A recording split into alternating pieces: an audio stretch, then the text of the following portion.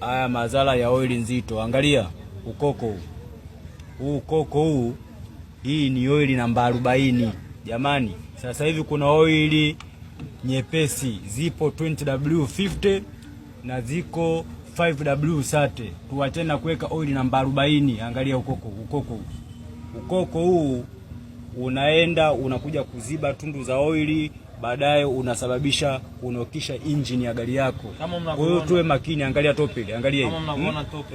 Hii tope jamani. Hii ni oili nzito namba 40. Oili hizi hazifai jamani, tuwekeni oili nyepesi. Usikubali fundi na nakwambia oili ni oili. Oili sasa hivi gari za kisasa hizi, injini za kisasa VVTi, oili yake inatakiwa uweke oili nyepesi 5W30. Umeona bwana?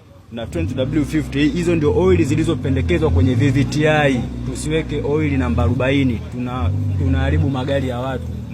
Mafundi wenzangu, angalia wenyewe, angalia tope.